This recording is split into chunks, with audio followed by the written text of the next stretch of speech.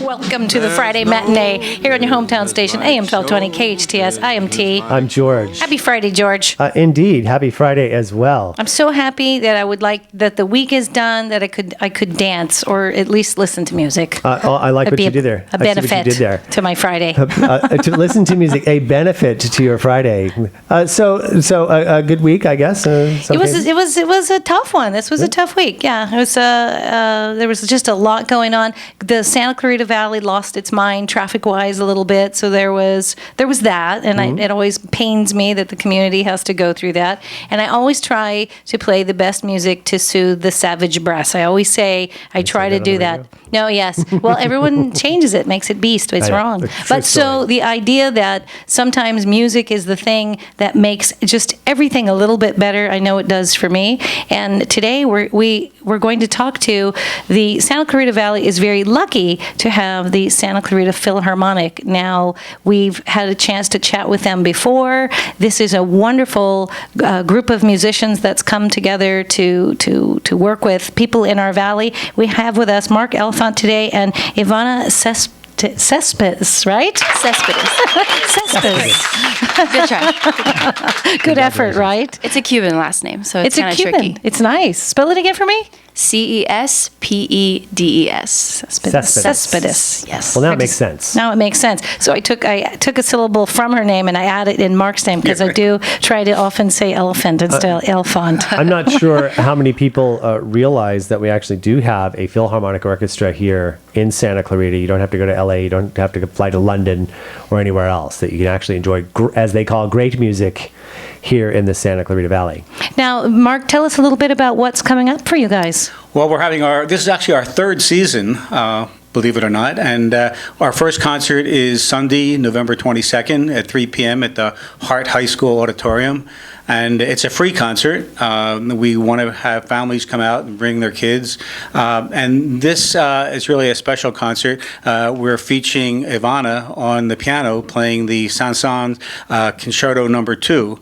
And then we're going to be, our featured work will be the Tchaikovsky Symphony No. 2, also known as the Little Russian, those familiar with the Tchaikovsky works. And we'll start off with some lighter stuff, Brahms' Hungarian dances. So it's a full concert, and it's really great to see how the community has responded to us. We've had some really nice turnouts at Hart High. We'll hopefully have about 40 musicians on stage, 40 to 45 musicians, and they're mostly volunteers, mix of professionals, volunteers, semi-professionals, amateurs. It's a whole mix, all different ages, from some students, advanced students, up through retired folks.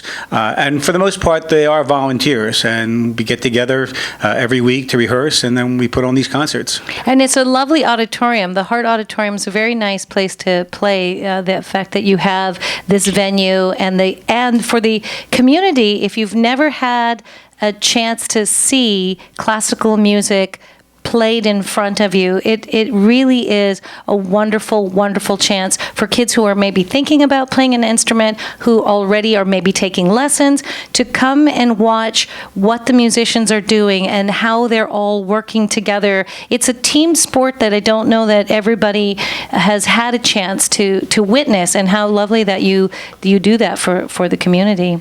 Absolutely. I'm glad you mentioned the Hart High School. The Hart District has been very helpful for us.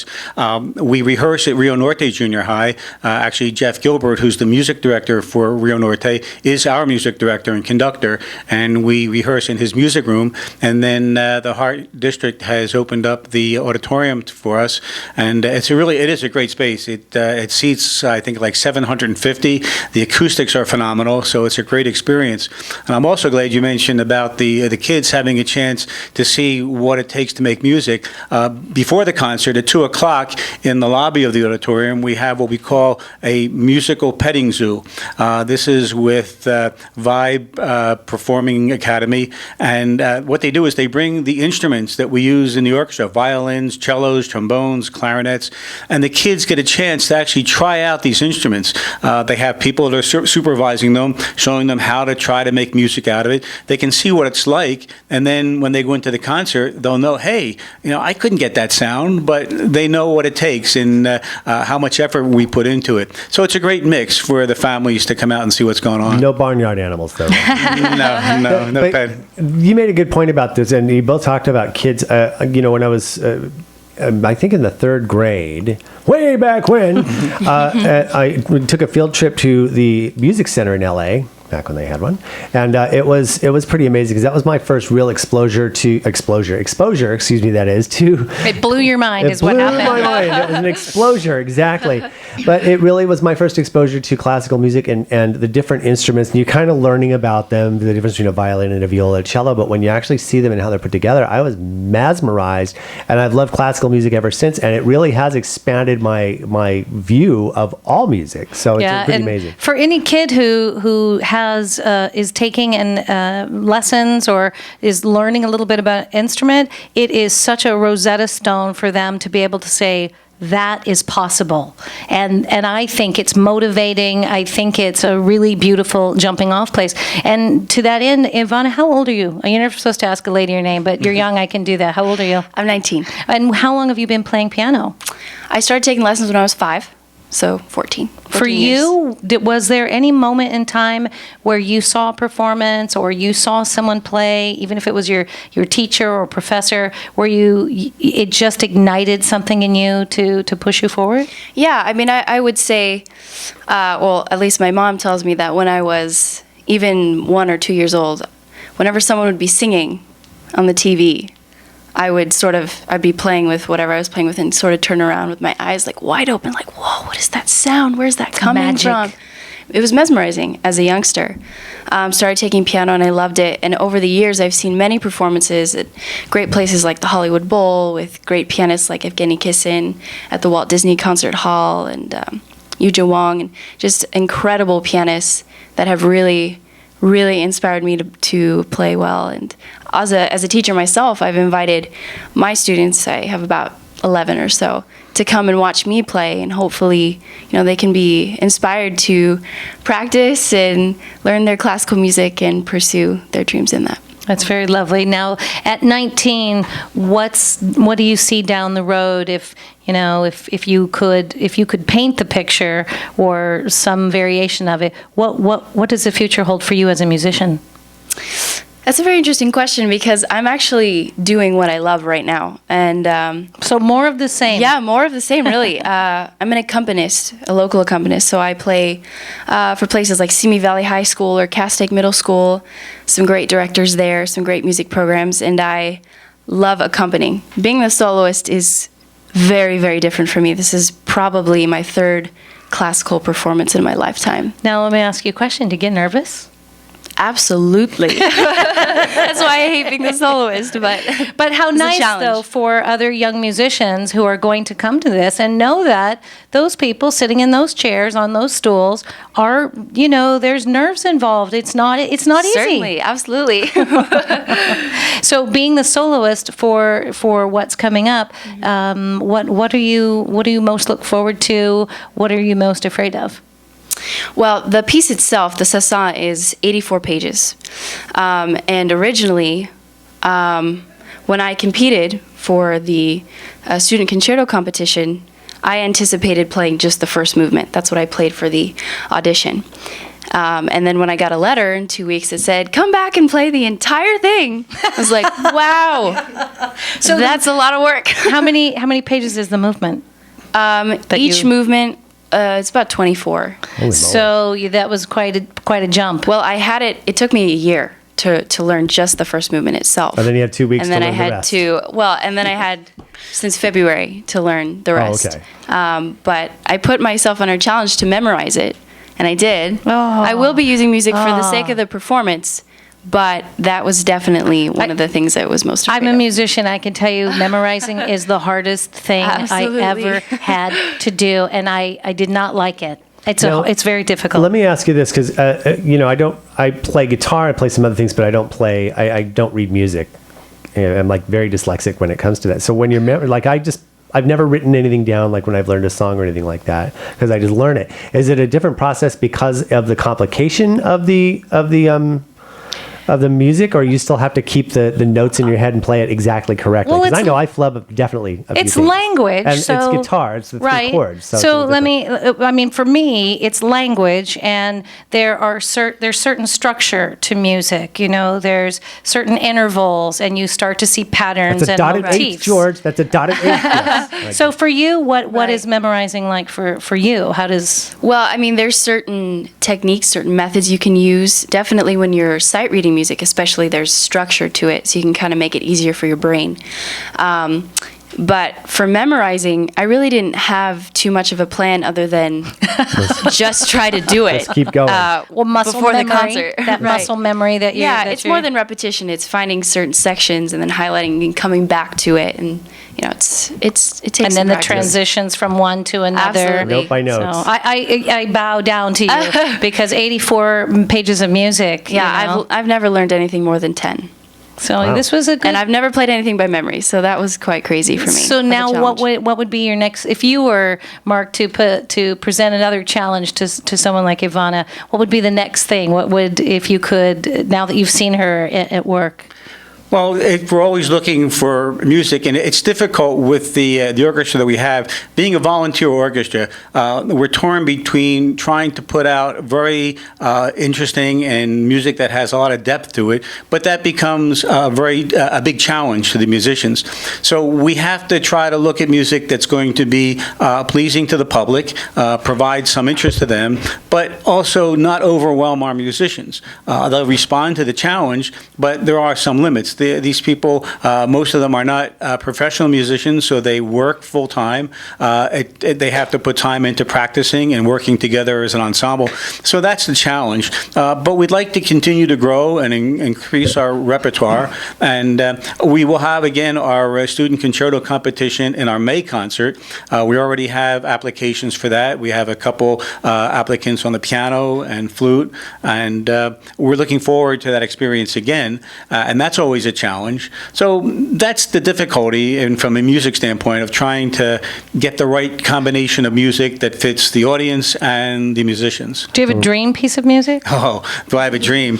My dream, again, it's a Sanson piece, but it's the Symphony Number 3, the organ concerto, which takes two pianos, a full orchestra, and, of course, an organ. So, yeah, that is my dream piece. We're quite a few years away from that. We're But speaking with Mark Elfont and Ivana Cespedes. Yes, very the good. Santa Clarita Philharmonic Orchestra. Now, the 2015 and 2016 Santa Clarita Philharmonic Concerts and Musical Petting Zoo are coming next Sunday, right? Is that the 22nd? Yeah, of it's Sunday? coming up. My gosh. And feature a suite of Hungarian dances by Brahms and Tchaikovsky's Second Symphony. So that is something coming up next week. But And if you're looking for something to do with the family, you know, it's that time of year. People are coming home for the holidays. What a lovely, lovely way to treat everyone to an evening out or the day out to kick off the holidays with a really beautiful message in music. I think it's great. now, Mark, how did you get involved with the orchestra? Well, it's interesting. We're from Philadelphia originally, our family, and we moved out here about 5 years ago. And when we were first coming out here, I did some research, and I found that there was an orchestra out here. There was a website.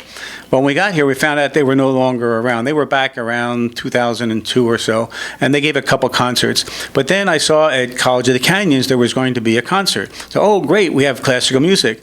And there was a gentleman by the name of Jeff Lippincott, who's out here in the Valley. He does all the music for the Mark Burnett shows. And he was going to stage a concert. He was putting up all the money, full professional musicians. And there was an issue with the venue, and he was risking a lot of money, and he couldn't take the risk of not having the audience, so he canceled it. But I met with him and said, would you be interested in doing a community orchestra? And he jumped at the opportunity, and it took us a while to find enough musicians over several years. And then we got started, and he is truly a professional musician, and more working with an amateur group, and he became very busy, so he had to step back. So we were ready to just say, okay, we gave it a try and let it go. I got so many requests from all the musicians, can we please keep trying? So we let it ride over a summer, and Jeff Gilbert from Rio Norte was playing oboe in the orchestra. I asked him if he would step up to be the conductor, and ever since then we've been riding along, and this will be, again, our first season we only had one concert. Last season we had three, and this is the start of our third season with 3 concerts planned. I love that you were the voice in the wilderness who said, if we build it, they will listen. Because honestly, it just takes one to step up and say, you know what, this is a very good idea, there's a need for it, and that you put in the work, and you really, this is an unbelievable labor of love, that you just kept saying, no, this is what we can do, and you kept reaching out, and now it's become what it is. I congratulate you and thank you for bringing something so wonderful to the Santa Clarita Valley. Well, thank you. Yes, it is truly a labor of love. I emphasize the labor. And, yes. It has been an effort, but it's been very, very rewarding, and I look forward to continued growth. That's nice. Now, Ivana, what are your plans? You're 19 years old. Are you planning to do this for a living, or is this going to be like a nice thing that you do on the side and you're Pretty going to much. major in? Okay. Yeah, music is definitely a passion and a love of mine ever since I was small, and I do it for my work now. But I'm pursuing a very different field in nutrition science and genetics over at USC and Hawthorne University. So this is about the other half of my life. But you have an amazing work ethic, which you've already applied it to you. 84 pages yeah, of a- right. Exactly. The idea that there's more to you. Absolutely. You're multifaceted, and what an awesome inspiration you are. I'm so happy to hear that you have students that they can look up to you and say, there's a place in my life for music. I've always said, even if you don't go on to be the great conservatory pianist or to have music in your life is such an incredible gift.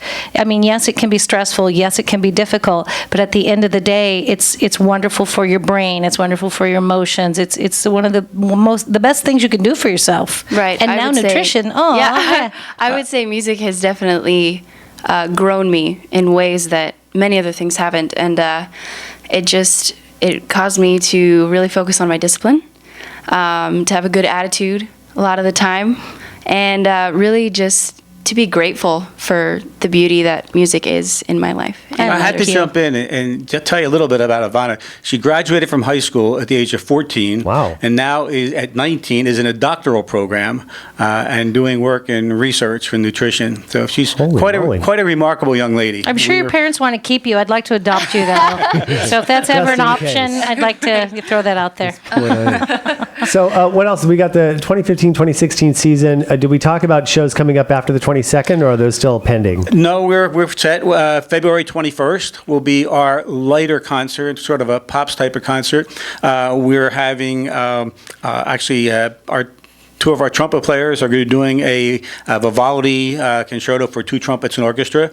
Mark Asparo is writing an arrangement for us, and it's sort of an animal theme, because our featured work will be Peter and the Wolf, Prokofiev's Peter and the Wolf. That was my dad's favorite piece Yeah. of all time. And It's a Dave great piece of Caldwell. music. You can close your eyes and picture the things that are happening. Sure. And Dave Caldwell. Dave Caldwell will be the narrator for that really? piece. Oh. Okay. Yeah, so we're looking forward to that. He's got strong ties to the community. And our final concert will be May 15th, and that will be where we feature our concerto soloists, the student concerto winners. And we're going to finish with a very interesting piece in that concert. It's the last concert of the season. It's the Haydn Symphony, also known as the Farewell Symphony.